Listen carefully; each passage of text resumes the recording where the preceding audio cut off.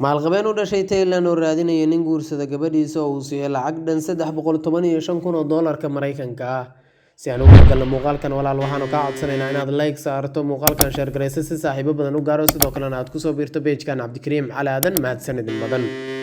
Maalqabeen u dhashay dalka Thailand oo lagu magacaabo Aaron Rodinsong isla markaana haysta lacag gaaraysa $100 milyan ayaa waxa uu baadi goobayaa nin guursada gabadhiisa. Waxa uu sheegay in gabadhiisu ay jaamacad waxbaratay ay tahay oo ay qurxoon tahay, luqadaha Ingiriiska iyo Shiinayskana ay si fiican uga hadli karto, aadna uu u jecel yahay. Gabadha oo lagu magacaabo Karnasita ayaa waxa ay jirtaa 26 sano, waana gabar aan shukaansi badnayn oo waxaa kooban inta ay rag la sheekaysatay sida uu aabaheed sheegay. Aabaha gabadhu waxa uu sheegay in wiilasha dunida ama ragga iska bulada ah wadankay doonaanba ha u dhasheen ay gabadhiisa haddii ay guursato dhaqaale badan amaba lacag gaaraysa $315,000 Mareykanka ah uu siinayo.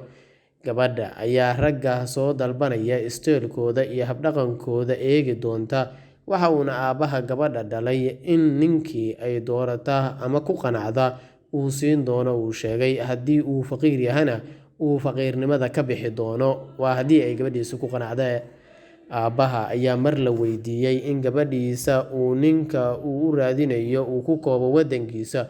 Waxa uu sheegay in wadan kasta iyo qaarad kasta ninka ay ku qanacdo uu siinayo oo uu jecel yahay farxadda gabadhiisa, wax waliba oo ay doonaysana ninka ay ku qanacdana uu doonayo. Uu sheegay in uu siinayo. Aabaha gabadha ayaa sheegay in shuruudda ugu weyn ee gabadha ninka uu siinayo in ay ku xiran tahay qancinta iyo raaligelinta gabadhiisa iyo in aysan sidoo kale aysan ka soo sheegan gabadhiisu.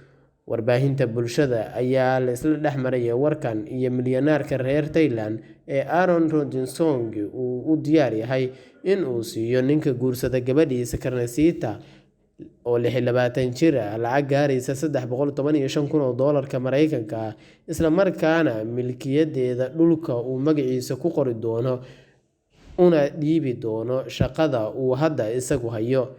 Milyaneerkan 58 jirka ah ayaa waxa uu leeyahay beer weyn oo wadankaasi ku taalla, isla markaana geedo waaweyn ay ku yaalaan, taasi oo wadankaasi ugu caansan, isla markaana dhaqaale fara badan uu ku baxay. Taasi oo uu sheegay in arooska gabadhiisa uu ka dhigi doono halkaasi haddii ay keensato nin markaasi ay ku qanacdo gabadhu, isla markaana ragga gabadha soo dalbanaya la wada horkeeni doono gabadhu oo ay fiirin doonto kii ay markaasi ku qanacda jooggiisa iyo jamaalkiisa ay gabadhu markaasi guursan doonto.